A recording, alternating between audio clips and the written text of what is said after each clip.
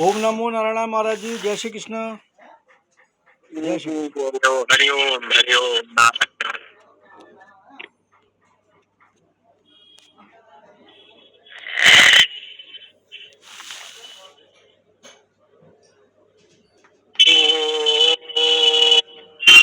सहनावतु सहनौ भुनक्तु सह वीर्यं करवावहै तेजस्विनावधीतमस्तु मा विद्विषावहै। ओम शांति शांति शांति। ओम यो ब्रह्मांडं विदधाति पूर्वं यो वै वेदांश्च प्रहिणोति तस्मै तमदेवमात्मबुद्धि प्रकाशम् मुमुक्षुर्वै शरणमहं प्रपद्ये। ओम शांति शांति शांति। शंकरं शंकराचार्यं केशवं बादरायणं सूत्रभाष्य कृतो वन्दे भगवन्तो पुनः पुनः। ईश्वरो गुरुरात्मेति मूर्तिभेद विभागिने व्योमवद्व्याप्तदेहाय दक्षिणामूर्तये नमः। ओम शांति शांति शांति। श्री राम जय जय राम। श्री राम जय जय श्री राम जय जय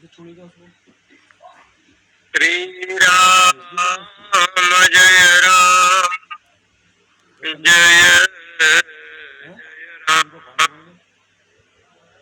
श्री राम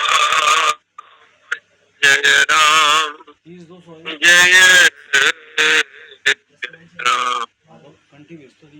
श्री राम जय राम जय जय राम। श्री राम जय राम जय राम।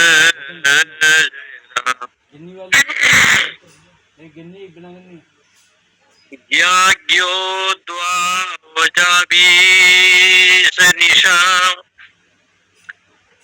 वजा एका भोक्त्री भोग्यार्थ युक्ता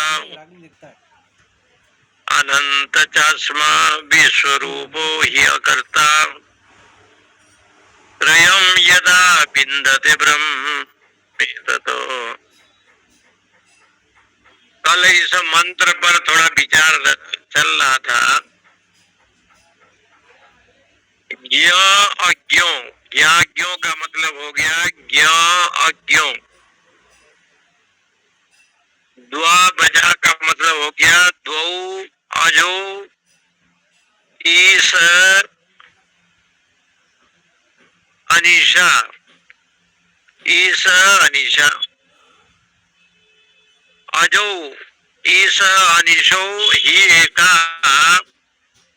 ईश अनिशो ही अजा ही एका भोक्त्री भोग्यार्थ युक्ता अनंतश्च आत्मा विश्वरूपो ही अकर्ता त्रयं यदा विन्दते ब्रह्मम् एतत्। यहाँ पर प्रसंग ये है, एक ज्ञ है। ज्ञ माने जानाति इति ज्ञ, सब कुछ जानता है। सर्वम जानाति इति सर्वज्ञ, सब कुछ जानता है, उसको ज्ञ कहते हैं। यानी ईश्वर सब जानता है। दूसरा है अज्ञ। अज्ञ का मतलब हो गया जीवात्मा। ईश्वर सर्वज्ञ है, परमात्मा सर्वज्ञ है और जीवात्मा अल्पज्ञ है। जो ब्रह्म है वो सर्वज्ञ है और हम लोग आप लोग जीव होने से अपने आप को अल्पज्ञ मानना चाहिए। सब नहीं जान पाते। तीसरा नंबर पर है प्रकृति। प्रकृति भेद है। और चौथा नंबर पर है अभेद। माने भेद है प्रकृति में अथवा भेद नहीं है। ये चार विषय का प्रतिपादन इस मंत्र में किया। तो कहते हैं ज्ञ अज्ञो दो, अजो ईशो ईशान ईशो। ईश्वर जो है ये सर्वज्ञ है और जीव अज्ञ है। जीव अज्ञ क्यों है कि जीव का जन्म बहुत बार हुआ है। वो अपने पूर्व जन्म का या पहले पूर्व जन्म में था ये ज्ञान उसको नहीं है। उसके पहले किया था ये नहीं है। क्योंकि जीव अज्ञ इसलिए है, अल्पज्ञ इसलिए है कि वो हमेशा माया यानी अविद्या, अविद्या का अर्थ है आवरण। माँ के गर्भ में बेटा है लेकिन उसके उदर से ढका हुआ है। पुत्र तो है लेकिन दिखाई नहीं पड़ रहा है, ढका हुआ है। 630 सूर्य भगवान तो है लेकिन मेघाच्छन्न है, मेघाच्छन्न है। अभी आप हिमाचल जाएंगे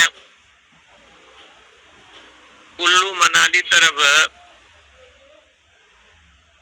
चंडीगढ़ होकर के हम लोग गए कार्यक्रम में तो देखा कि शाम के समय ऐसे लाइट, ऐसे बिजली की व्यवस्था है हिमाचल में। ऐसे लगता है कि क्या दिव्य सुंदर है। और लगता है कि शहर बिल्कुल बगल में है, पास में है, 2 किलोमीटर 4 किलोमीटर में शहर बैठा होगा। चंडीगढ़ से चले इधर के लिए मंडी जाना था एक संत सम्मेलन में। तो जो व्यक्ति लेने आया था वो ऐसे लग रहा था कि लाइट इतना बढ़िया। मैंने वो ड्राइवर को पूछा कि भगवान ये बताइए ये तो शहर बिल्कुल बगल बगल में है। बोले नहीं महाराज ये तो 200 किलोमीटर, कोई 100 किलोमीटर, बहुत बहुत दूर में है। लेकिन ऐसे लग रहा है वो बिजली का जो विषय है वहाँ, रात का समय आप जाएंगे शाम के बैजनाथ, चामुंडा, कांगड़ा, हिमाचल में ये शक्तिपीठ है, नैना देवी, चिंतपूर्णी। रात का दृश्य बड़ा मनोहर रहता है, बहुत सुंदर दिखाई पड़ता है। लेकिन लगता है कि बिल्कुल बगल में, लेकिन है नहीं। इसी प्रकार से ये माया जो है ना बहुत सुंदर दिखाई देता है। ये जो माया मोह है ये बहुत सुंदर है। और ऐसे लगता है कि बिल्कुल ये सब मेरे हैं। लेकिन शास्त्र कहता है ये ना तुम्हारे हैं ना हमारे। पहले का हिसाब किताब है इसका कुछ? बोले ऐसे आप क्यों कह रहे हैं? तो कहा स्वार्थ लागी करही सब प्रीति, सुर नर मुनि सबके रीति। स्वार्थ को लेकर के, अपने अपने प्रयोजन के लेकर के सब लोग प्रेम रखते हैं, प्रीति करते हैं। तो कहा कि सुर देवता लोग का स्वार्थ होता है ये तो समझ में आया, मनुष्य का भी स्वार्थ होता है ये भी समझ में आ रहा है, सुर नर। लेकिन गोस्वामी जी ने मुनि लोगों को भी ले लिया, ऋषि तपस्वी जो मुनि लोग हैं उनको भी आपने ग्रहण किया, उनको भी स्वार्थी बताया।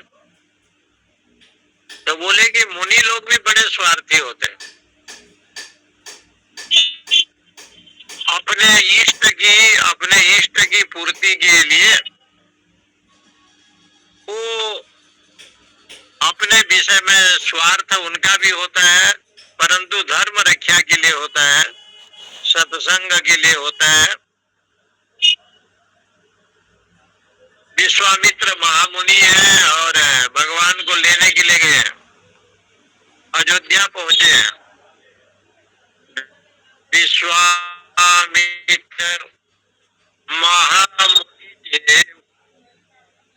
ये बहुत बड़े मुनि हैं, बोले कि महामुनि है, लेकिन आज अयोध्या में आए, राम लखन जी का दर्शन भी किया, मन से प्रणाम भी किया, क्योंकि भगवान को लेने के लिए गए हैं और भगवत दर्शन कर रहे हैं अयोध्या धाम में। तो गोस्वामी तुलसी ने और वाल्मीकि जी ने कहा कि आप महामुनि हैं, लेकिन जब अपने यज्ञ की रक्षा करने के लिए जब विचार करने लगे तो उनको चिंता हो गया। तो चिंता जब हो गया तो मुनि को चिंता नहीं होनी चाहिए था, लेकिन चिंता में आए तो गोस्वामी जी ने लिखा, गाधी तनय मन चिंता व्यापी। गाधी के पुत्र विश्वामित्र है और चिंता हो गया। ऋषि को चिंता नहीं होता, मुनि चिंता नहीं करता, योगी कोई चिंता नहीं करता। सत्संग भजनानंदी जो सज्जन होते हैं वो भी चिंता नहीं करते। कोई सोई जो राम रुचि राखा, वो करी सकहि तर्क बढ़ावे।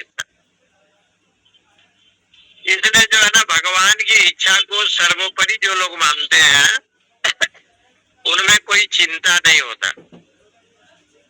वो तो चिंता के बदले चिंतन, उनका चिंतन होता है। चिंता देकर चिंतन लिया है, पाया लाभ पार, किया मैंने संतों से व्यापार। मैं देके तू लिया, पाया लाभ पार। कबीर साहब ने लिखा है, अहम वृत्ति को मैंने छोड़ा, मैं और तू तत्वमसी को ग्रहण किया तो पाया लाभ पार। चिंता देकर चिंतन लिया है, पाया संतोष अपार। छोटा घर दे बड़ा घर लिया, घर सारा संसार किया मैंने संतों से व्यापार। ये जो वसुदेव कुटुंबकम है, ये बहुत बड़ा घर है, विशाल परिवार है, संसार है, उसको मैं ग्रहण किया। तो एक पक्ष में गोस्वामी जी ने कहा, गाधी के पुत्र है विश्वामित्र, इसलिए चिंता से युक्त है। देखिए वही चिंतन का, जब संसार का चिंतन हुआ तो गाधी तने कहा, जब भगवान का चिंतन हो गया तो महामुनि का है, तो वही विश्वामित्र। ऐसे ये जो जीव है यहाँ अल्पज्ञ बताया और ब्रह्म को, परमात्मा को सर्वज्ञ बताया।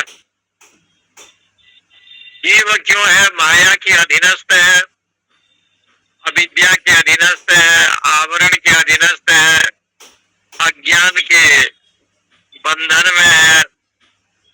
इसलिए सर्वात्मा परमेश्वर और सर्वात्मा जीव, इसलिए जीव अल्पज्ञ है। बहुनी में व्यतीतानी जन्मानी तवच अर्जुन, बहुत तुम्हारे जन्म हुए, बहुत मेरा जन्म हुए, लेकिन मैं अपने जन्म को जानता हूं, तुम नहीं जानते। इससे सिद्ध होता है कि जो माया के अधीनस्थ नहीं होता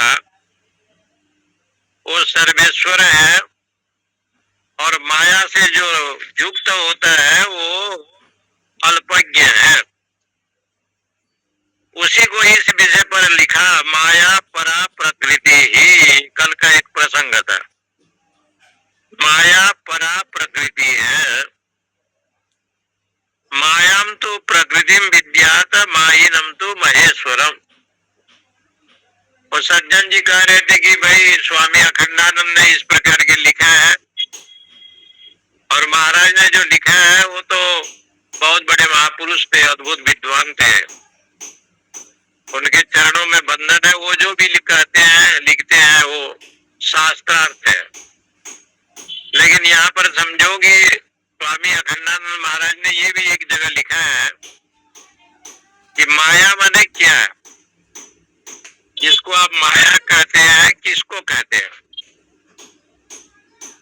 तो उन्होंने सीधे सीधे हिंदी भाषा में लिखा है, माँ माने नहीं और या माने जो तीनों कालों में नहीं है फिर भी दिखाई पड़ता है। तीनों कालों में नहीं है फिर भी दिखाई पड़ता है। ठंडी के समय पर कोहरा आ जाता है, कोहरे आते हैं। कोहरे पहले थे नहीं, लेकिन सुबह सुबह कोहरे आ गए,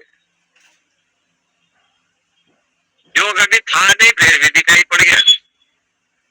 आकाश में नीलिमा आ गया।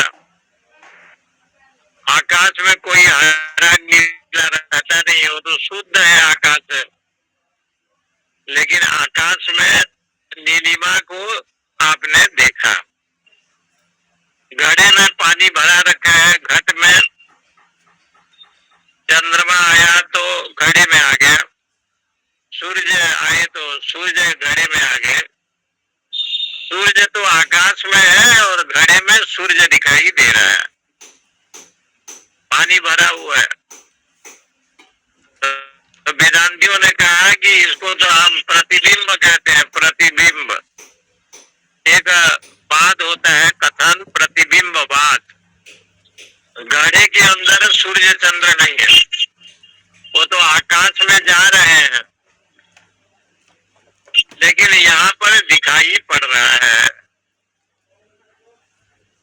दर्पण जो है मुख के अंदर नहीं है, या मुख में दर्पण नहीं है, लेकिन जब आप मुख को देखा तो दर्पण के अंदर मुख दिखाई पड़ रहा है।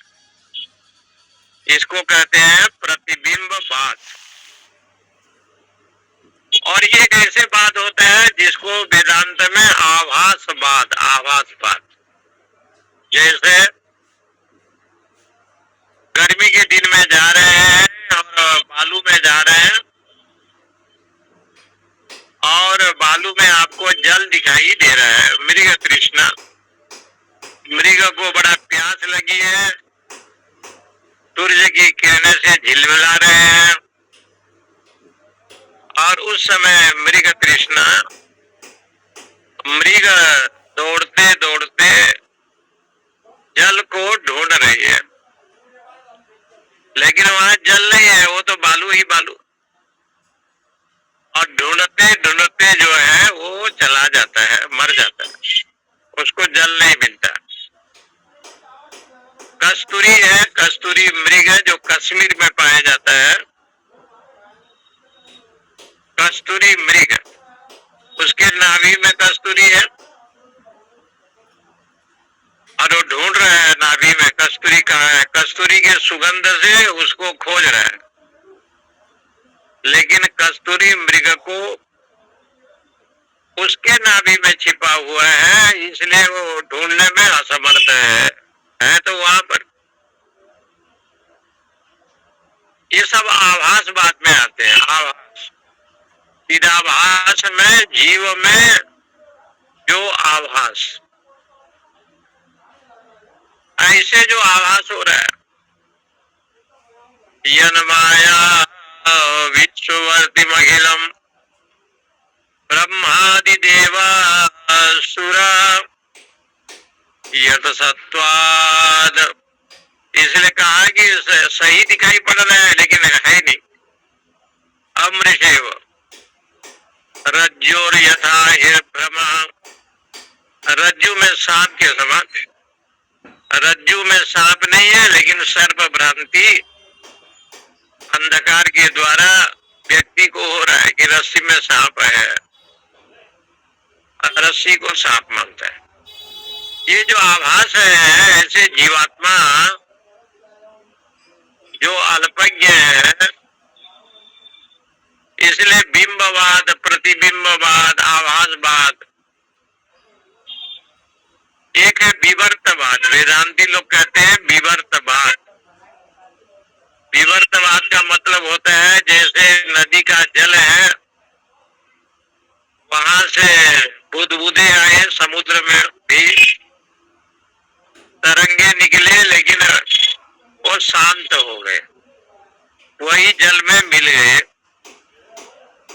जैसे आपने लकड़ी जलाया, लकड़ी में चिंगारी निकले, और चिंगारी जो है ना, जलते जलते लकड़ी, चिंगारी ऊपर में उठे, पुनः वहां गिर गए और उसी में लीन हो गए, वही अग्नि में लीन हो गए। इसलिए विवर्तवाद भी शास्त्रों में स्वीकार किया है। तब कहा कि एक अद्वैतवाद भी मानना पड़ेगा आपको। बोले अद्वैत क्या है? जीव ब्रह्म की एकता। तब वेदांत में कहा कि हम न द्वैत को मानते हैं न अद्वैत को मानते हैं, हमारे यहाँ कोई वाद नहीं है, कोई विवाद नहीं है। साक्षी जो कूटस्थ चैतन्य है ना, वहाँ वाद विवाद नहीं होता। साक्षी कूटस्थ चैतन्य में, जैसे वृंदावन में लोग भक्ति करते हैं, तो कुछ ऐसे भक्ति वाले हैं कृष्ण प्रणामी संप्रदाय, वो बाल कृष्ण को ही भगवान मानते हैं, जो बंसी लेकर के बजाते हैं। भागवत में नहीं गए, भोगवत में गए। राधा के साथ जो रहते हैं वो भगवान है, रुक्मिणी के साथ जो रहते हैं कृष्ण, वो भगवान नहीं है। सखी संप्रदाय में जो लोग हैं, गीत हरिवंश परंपरा में,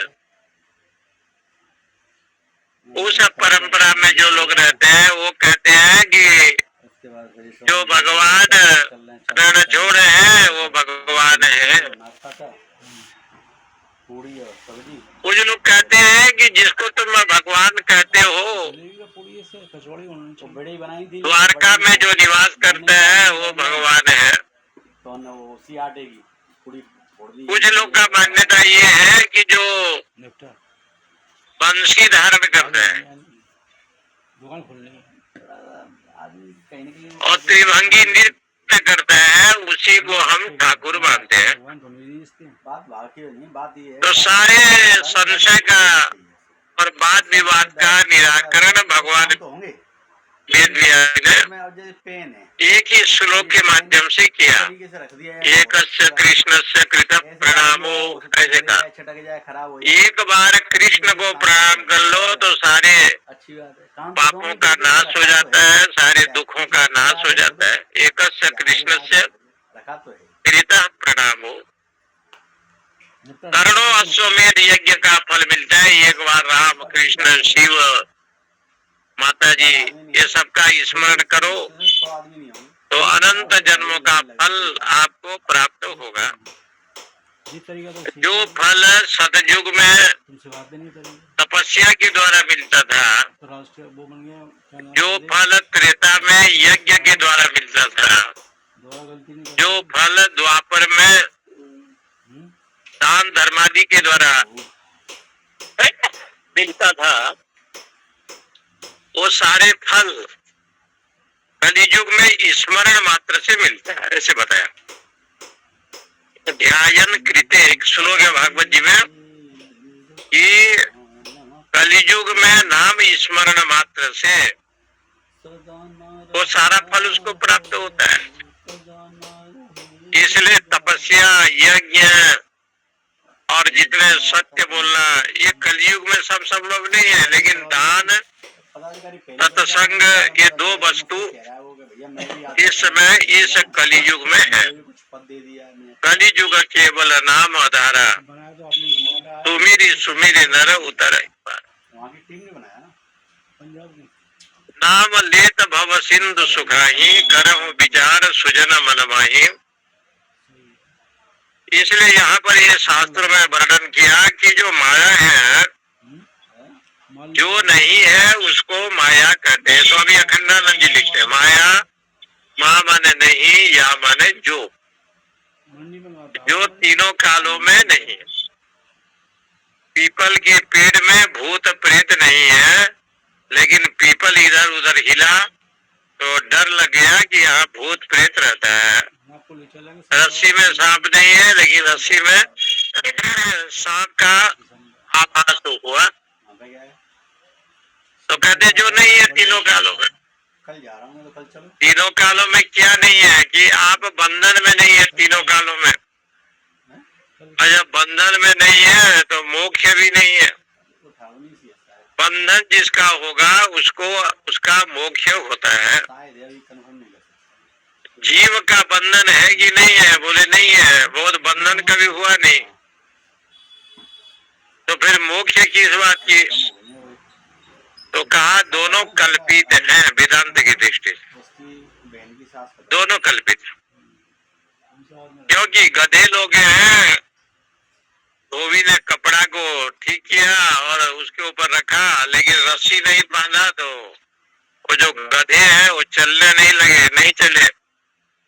एक सज्जन ने कहा कि रस्सी बांधो, तो धोबी ने कहा कि भाई रस्सी तो है नहीं। बोले झूठ मूठ करके रस्सी बांधो। और झूठ मूठ करके जब रस्सी बांधा और हाथ को फेरा तो सारे गधे चलने लगे। गधे को किसी ने नहीं बांधा था, लेकिन ये ज्ञान हो रहा है कि रस्सी जब बांधेगा वो मालिक है तब हम जाएंगे। रस्सी था नहीं। इसी प्रकार से शास्त्र कहता है, शास्त्र का कथन है कि आप जिसको बंधन कहते हो,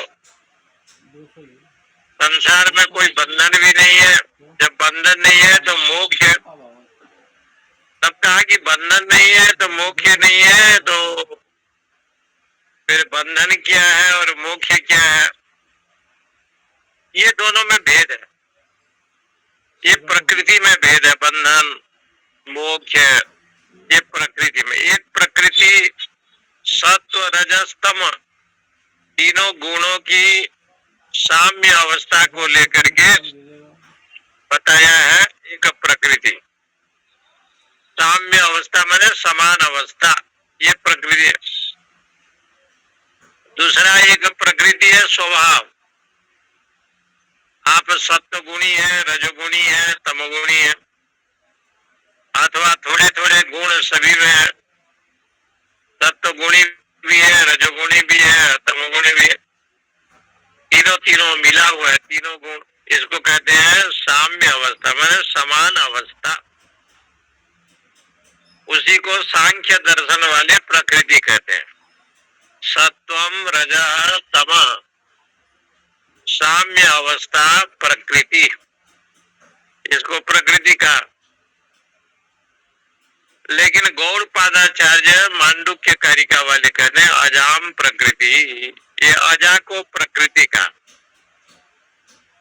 अजा को प्रकृति क्यों कहा कि अजा माने हो गया बकरा। बकरा को कितना भी बढ़िया भोजन दो वो खाएगा नहीं। हरा भरा घास यदि मिल जाए तो बकरा खाता है।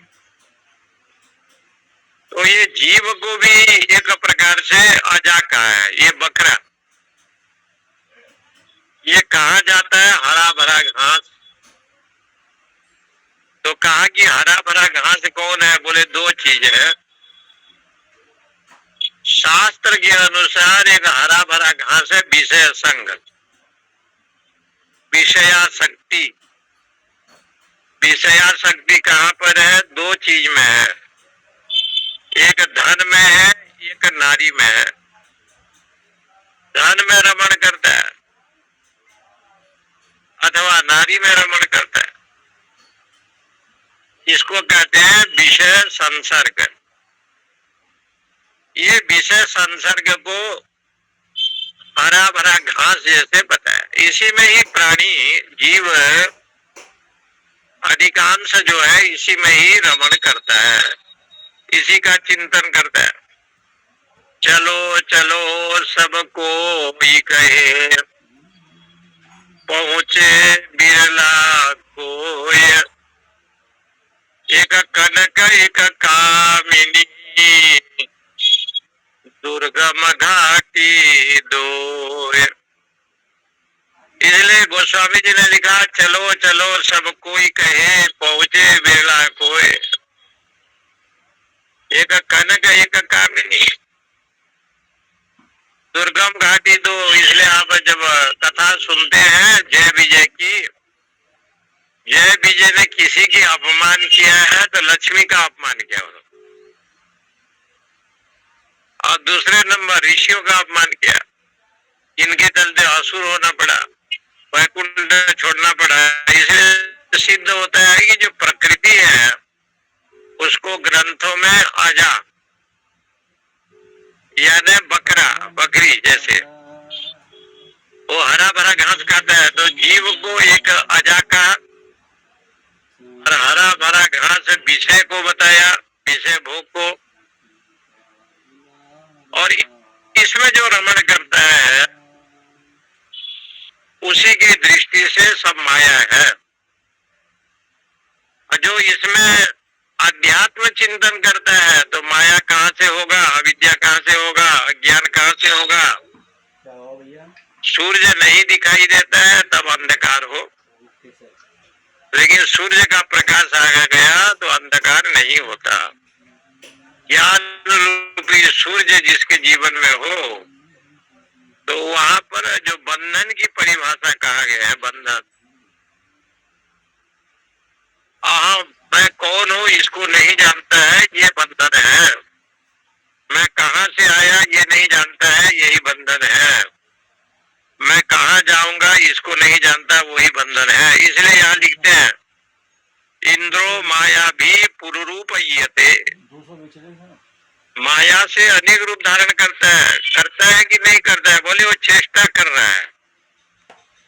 वास्तविक में ब्रह्म असंग है। तो माया परा प्रकृति, कल जो विषय था, माया परा प्रकृति है। तो परा शब्द का अर्थ है परमेश्वर, परमात्मा की प्रकृति है माया। ये परमात्मा में दिया, एक ये अभेद भाव से दिया, क्योंकि भेद भाव और अभेद भाव दोनों है माया में।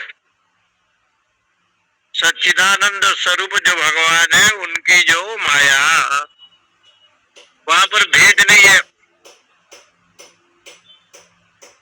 जैसे उनकी माया है, गोपिकाएं तो बहुत है, 16,000, लेकिन कृष्ण भगवान एक है।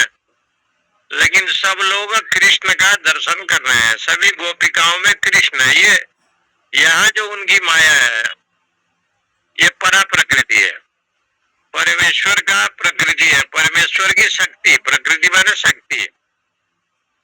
वो शक्ति से एक कृष्ण है, लेकिन बहुत प्रकार से गोपिकाओं को सभी प्रकार से कृष्ण का दर्शन हो रहा है। सब गोपिकाएं अपने जगह पर कृष्ण को देखते हैं। एक कृष्ण है सभी में, लेकिन सभी में दिखाई पड़ रहा है। इसी प्रकार से ये जो भाव है, इसी को शास्त्रों में परा प्रकृति का, माने परमेश्वर की, भगवान की जो शक्ति, प्रकृति माने शक्ति, ऐसा जो शक्ति है, प्रकृति है, वो अभेद है, भगवान से अभेद है। क्योंकि भगवान सच्चिदानंद है, तो उनका प्रकृति, उनकी लीला भी सत्य है। जो वस्तु स्वभाव से सत्य होगा, सिद्ध होगा, वो कभी असत्य नहीं हो सकता। क्योंकि परमात्मा जो है, साक्षात जो है, वो सत्य है, सच्चिदानंद रूप है। इसलिए उनका जन्म, उनका कर्म, उनका लीला, उनका गुण धाम सब सत्य है। फिर भी कहा संभवामी आत्म माया, आत्म शक्ति रूप माया से मैं संसार में आता माने मेरी जो माया शक्ति है वो शुद्ध है। दो प्रकार की माया है, एक मलिन अंश को लेकर के, एक सत्वांश को लेकर के। शुद्ध अंश को लेकर के जो माया है वो बंधन का कारण नहीं है, जिनको दुर्गा सप्तशती में वैष्णवी माया कर।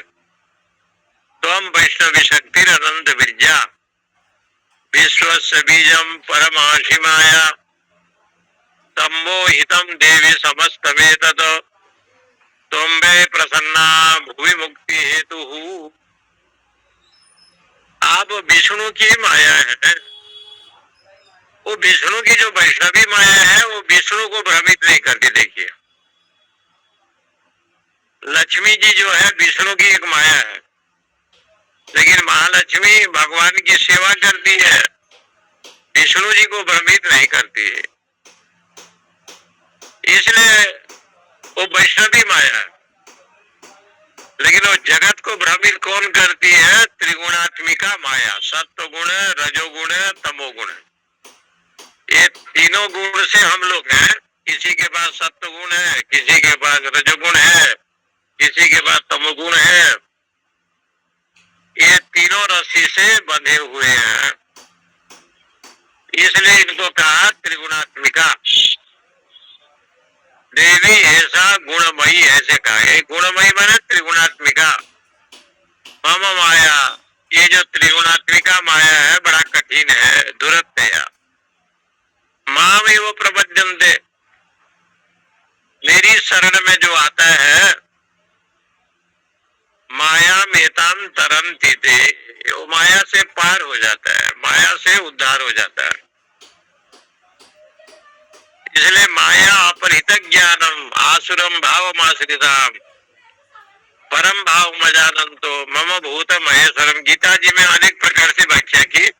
अवजानन्ति माम मूढ़ाम मानुषीम तनु आश्रितम परम भाव मजानंतो मम भूत महेश्वरम। मुझे लोग मनुष्य समझते हैं, वास्तविक में मैं गुणातीत हूँ, मायातीत हूँ। माया परा प्रकृति संभवामी आत्म माया, अपने आत्म के बल से।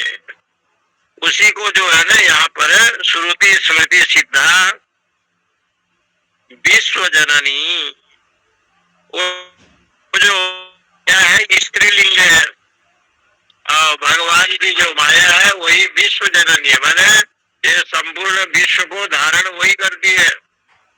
बिना माया के संसार नहीं होगा, इसलिए ब्रह्मांड, इसको कहते हैं ब्रह्मांड, ब्रह्मांड निकाया। इसलिए ब्रह्मांड जो है ना, बिना माया के ये संसार नहीं बनेगा। माया को लेकर के संसार की कल्पना शास्त्रों में की गई है।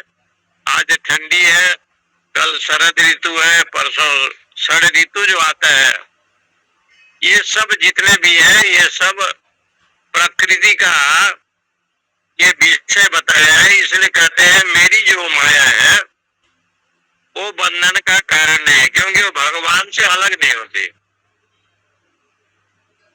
जो बिछुड़े हैं प्यारे से वो भटकते हैं, क्या ऐसे कुछ आया है शेर कि वो दर दर भटकना पड़ता है जो प्यारे को छोड़ दिया। इसी प्रकार से ये कहते हैं देवात्म शक्ति रूप एका, जो देवता का शक्ति है, देवता माने परमेश्वर, परमात्मा की जो शक्ति है, ऐसा जो माया, वो माया का विषय जहाँ पर ये बताया है कि भाई आप समझो कि जो ईश्वर है वो माया के अधीनस्थ नहीं होता, माया को लेकर के चलता है। लेकिन उसका जो माया है वो माया एक शक्ति है, माया शक्ति बताया। मोहिनी के रूप में भगवान आए, मोहिनी अपने रूप में आए, लेकिन अपने रूप में मोहिनी मोहित नहीं हुए। मोहिनी को देख करके देवासुर लोग मोहित हुए। इसी प्रकार से शास्त्रों में बार बार वर्णन किया कि संभवामी आत्म माया, वो परमात्मा की जो शक्ति स्वरूपिणी जो माया है उसको सप्तशती में बताया है, या देवी सर्वभूतेषु विष्णु मायेति शब्दिता। नमस्तस्ये नमस्तस्ये नमस्तस्ये नमो नमः। बोले जीव भी तो माया है, बोले जीव अल्पज्ञ है, उसका माया केवल सीमित है। मेरा पुत्र, मेरा पत्नी, मेरा ये, मेरा धन, मेरा घर, हम लोग की जो माया है ना वो सीमित है, इसे अल्पज्ञ है। और भगवान की जो माया है ना बड़ा व्यापक है और उसमें समदर्शी भाव है। उसकी जो माया है वो करुणा का कृपा करती है। यदि माया भगवान भेजे तो उद्धार भी करते हैं, लेकिन जीव का जो माया है वो पूतना जैसे है। पूतना असुरी है लेकिन दिव्य सुंदरी है, माँ बन करके आई है परंतु विष पिलाती है। मथुरा से आई है कंस के यहाँ से, लेकिन गोकुल वृंदावन में कृष्ण को विष पिलाने के लिए आई है, लेकिन आई है माँ बन करके। भगवान ने कहा यही तो माया है, तो माँ बन करके आई है और माँ तो दूध पिलाती है। किसी भी माँ अपने बच्चों को विष नहीं पिलाती, लेकिन पुतना आई है तो माँ तो बनी है और कृष्ण को दूध के बदले विष पिला रही। इसी का नाम है माया। तू जो माया अपने स्वरूप को छिपा करके आई है, मेरे पास दिव्य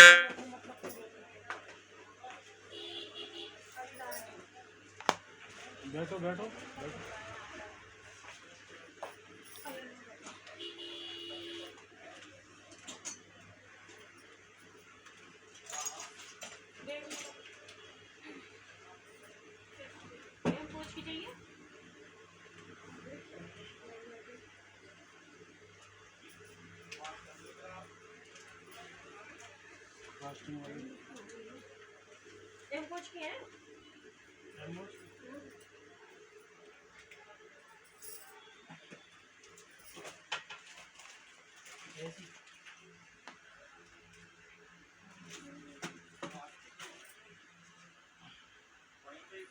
आवाज नहीं आ रही है स्वामी जी की।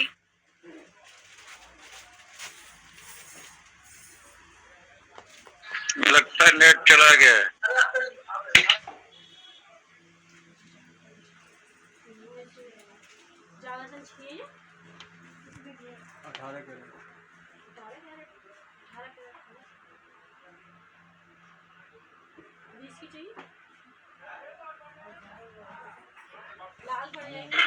स्वामी जी आपकी आवाज नहीं आ रही है। चुआड़ी वाली है, हलमाग वाली है,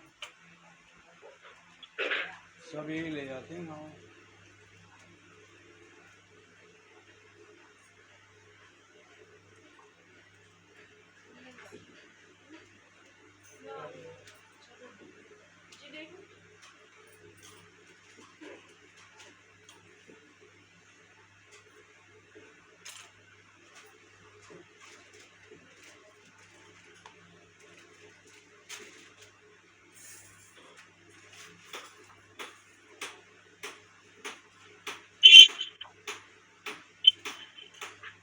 इसी को यहाँ पर लिखते हैं, क्षरम प्रधानम अमृतम क्षरम हर क्षरात्मनो ईशत देव एक तस्या विध्यानाद योजना तत्व भावाद भूयश्चन्ते विश्व माया निवृत्ति ही। ये जो क्षर है, क्षरा सर्वाणि भूतानि, प्रधानम अमृत अक्षरम, और अविनाशी जो ब्रह्म है वो अक्षर है। हर हरति सर्वाणि पापानि दुखानि इति हर, जो संपूर्ण दुख को हर ले उसको कहते हैं हर, वही परमात्मा। तेरा आत्मानो ईशते देवैक, उसके चिंतन से, उसके ध्यान से, तस्य अभिधानाद योगात्, उसी के नित्य भावना भावना से संपूर्ण दुख की निवृत्ति विश्व माया निवृत्ति, और ये माया की निवृत्ति हो जाती है। इसका अर्थ है कि अहम ब्रह्मास्मि का जब बोध हो जाए कि मैं ही ब्रह्म हूँ, उस समय ये माया कोई संसार का बंधन का कारण नहीं होता, ऐसे बताए। लेकिन तब भी ऐसे कहा गया है कि जो सर्पिणी होते हैं, सांप की माँ, वो भोजन करती है तो कोई दूसरा चीज नहीं खाती है, छोटे छोटे जो सांप के बच्चे होते हैं ना, उसको खा डालती है। इसलिए शास्त्रों में आया है दग्ध सर्पिणी, सांप के बच्चे को सांप खा जाती है। सर्पिणी छोटे छोटे बच्चे को जब उसको भूख लगे तो अधिकांश बच्चों को जो है ना, बच्चे होंगे छोटे छोटे, तो सांप जो है, सांप नहीं खाता, उनके पत्नी सर्पिणी। तो ये उदाहरण बहुत अच्छा लगा। तो ग्रंथों में आया है कि ये जो सर्पिणी है पुत्र हंता, ये पुत्र को मारने वाली है। जो सर्पिणी अपने पुत्र को भी मार दे तो अन्य कोई प्रति तो उसका कोई दया भाव नहीं होगा। ऐसे ये संसार की जो अज्ञान है, अज्ञान अवस्था, ये एक बहुत बड़ा, ये सर्प की तुलना की गई है। सांप के पास केवल विष होता है, दूध पिलाने पर भी वयपानाम भुजंगानाम केवलम विषवर्धनम उपदेशो ही मूर्खाणाम प्रकोपाय न साधय। मूर्खों को उपदेश करोगे तो केवल बदनाम ही होगा, निंदा ही होगा, अपजस होगा। जैसे सांप को दूध पिलाने पर उसके बदले विष ही मिलेगा। उपदेशो ही मूर्खाणाम प्रकोपाय न शांतये वयपानाम भुजंगानाम केवलम विषवर्धनम। बड़ा अद्भुत श्लोक लिखा है, चाणक्य का है कि सांप को यदि दूध दे तो विष ही होगा। इसी प्रकार से शास्त्र का चिंतन यही है कि जिसको आप माया कहते हैं, ये अज्ञानता है, और अज्ञानता केवल प्रपंच को ही जन्म देता है। इसलिए ब्रह्मवेत्ता पुरुष नित्य ब्रह्म का ध्यान करता है, चिंतन करता है। ज्ञात्वा देवं सर्वपाशापहानि हीने क्लेश जन्म मृत्युर प्रहाणि तस्या विधारा तृतीयं देह भेदे विश्वेश्वर्जम केवल आप्त काम सर्व पाशापहानि ज्ञात्वा देवम। उस परमात्मा को जान लेने के बाद सारे पास का नाश हो जाता है, संपूर्ण क्लेश का अभाव हो जाता है, संपूर्ण दुख से उसकी निवृत्ति हो जाती है। कीड़े है क्लेशे, और जब क्लेश का नाश हो जाएगा, कष्ट का, तो जन्म मृत्यु प्रहाणी, जन्म मृत्यु भी छूट जाता है। यहाँ क्लेश जो दुख बताया, ये ठंडी गर्मी नहीं है। योग दर्शन के अनुसार 5 क्लेश है, दुख है। अविद्या, अस्मिता, राग, द्वेष, अभिनिवेश, पंच क्लेश। इसको 5 क्लेश कहते हैं। अविद्या, अस्मिता, राग, द्वेष, अभिनिवेश, ये 5 क्लेश हैं। अविद्या की निवृत्ति हो जाएगी। अविद्या का अर्थ है विद्या का अभाव। अध्यात्म विद्या नहीं करता हो, केवल संसार की प्रपंच में चिंतन में ही रहता है। अध्यात्म विद्या, सत्संग के लिए समय नहीं, स्वाध्याय के लिए समय नहीं, गुरुद्वारा में जाने के लिए समय नहीं,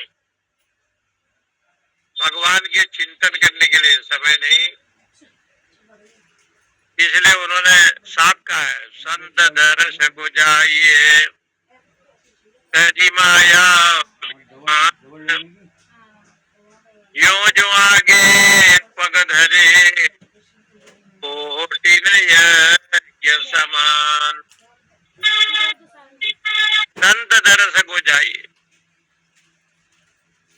गुरु के चरणों में जाए, गुरुद्वारा में गए, मन में माया अभिमान को छोड़ करके जितना आप कदम बढ़ाएंगे उतना जो है ना पुण्य फल, यज्ञ फल की प्राप्ति।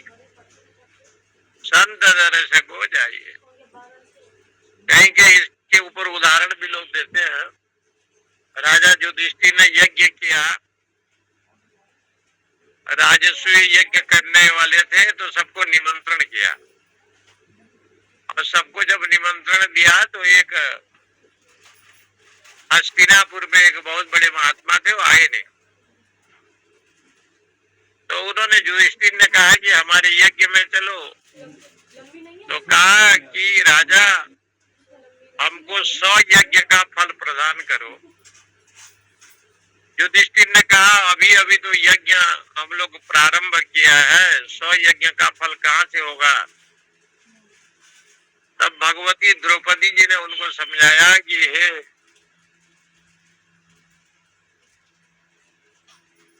संत दर्शक को जाइए, तजी माया अभिमान,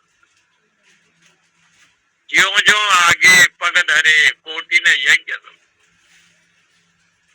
कहीं भी संतों के दर्शन निर्मल हृदय से किया जाए।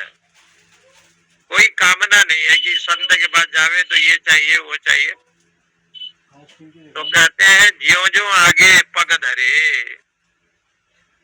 जितना इस भूमि में पैर रखेंगे उतना यज्ञ का फल मिलेगा और उतना पुण्य की प्राप्ति, करोड़ों यज्ञों का फल मिलेगा। और इसमें 100 यज्ञ का फल तो बहुत कम है, अनंत फल प्राप्ति। इसलिए अनंत फल प्राप्ति शास्त्रों में बताया। सत्संग की महिमा का वर्णन करते हुए शास्त्रों में ये कहा, एणमपि सज्जन संगति रेखा भवति भवार्णव तरणे नौका, नलिनी दलगत जलमति तरलम तद्वत जीवन मतिशय चपलम, एणमपि सज्जन संगति रेखा भवति भवार्णव तरणे नौका, भज गोविंदम भज गोविंदम गोविंदम भज मूढ़मते। भगवान शंकराचार्य ने बड़े अद्भुत भाव से लिखा, नलिनी दलगत, कमल के पत्र में जल है, लेकिन जल को गिरने में देरी नहीं लगता। थोड़ी सी हवा आया तो जल चला जाता है। इसी प्रकार से ये जीवन है, ये जीवन कब चला जाएगा कोई पता नहीं। 100 वर्ष में जाएगा कि और ज्यादा लगेगा कि कम लगेगा। इसे क्षणभंगुर जीवन में क्षणमपि सज्जन संगति रेखा भवति भवार्णव तरणे नौका। थोड़ा भगवान का स्मरण करना चाहिए, गुरु गोविंद का स्मरण करना चाहिए। बड़ा अद्भुत भाव से भगवान शंकराचार्य ने लिखा है, सत्संगते निसंगत्वम निसंगत्वे निर्मोहत्वम निर्मोहत्वे निश्चल तत्वम निश्चल तत्वे जीवन मुक्ति ही। भज गोविंदम के ऊपर कितने बड़े बड़े विचार भाष्यकार ने लिखा है। हीरे किले से जन्म मृत्यु प्रहाणी, ये सारे क्लेश का नाश हो जाता है। अविद्या, अस्मिता, राग, द्वेष, अभिनिवेश, जितने क्लेश है सब चले जाते हैं। तस्या विधाना तृतीयम देह वेदे, इसलिए उस ब्रह्म का ध्यान करने से वही ब्रह्म विराट है, हिरण्यगर्भ है, ईश्वर है, सर्वेश्वर जो है।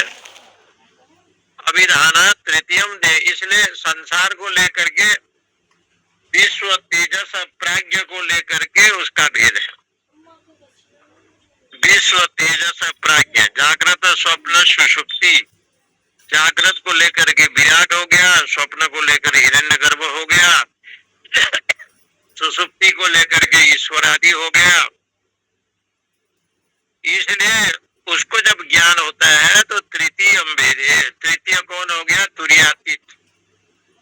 जागृत स्वप्न सुसुप्ति से रहित जो तुर्यातीत पद है वो तृतीय है। विश्व ऐश्वर्यम केवलम आप्त काम।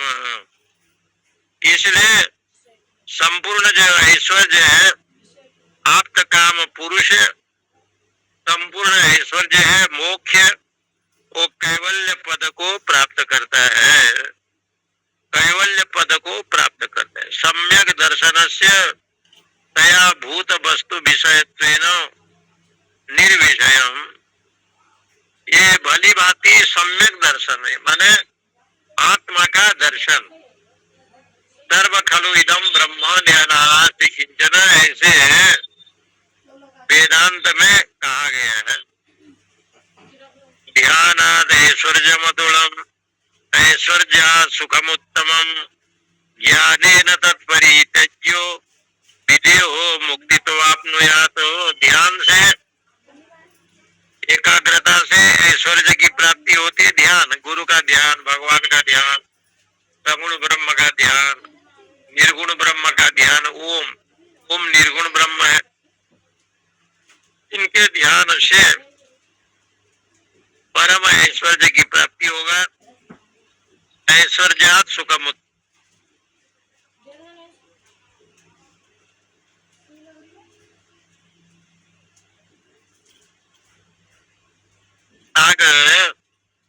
ज्ञान जब होता है तो उसको देहाभिमान को त्याग करे तो कहते हैं विदोह मुक्तिम आपनुयात।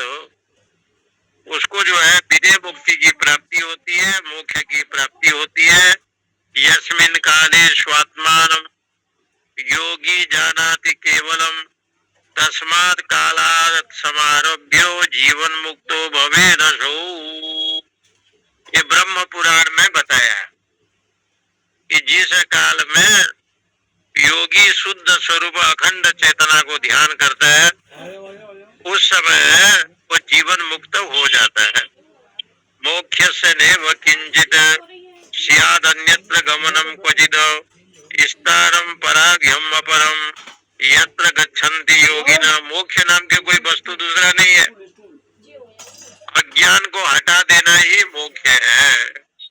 आवरण की निवृत्ति करे, इसी को जो है ना मोक्ष का। अज्ञानेन ज्ञानवृतम तेन मुह्यन्ति जन्तपः। इस प्रकार से योगी युञ्जीत सततम आत्मानं रहसि स्थितः एकाकी यत चित्तात्मा निराशीर परिग्रह। इस प्रकार से गीता जी में भी भली भांति व्याख्या की है।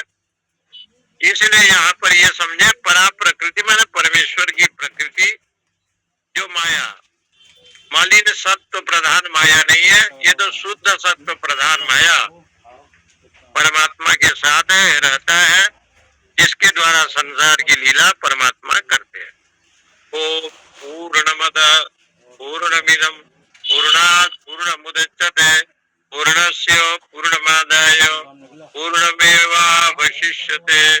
ओम शांति शांति शांति।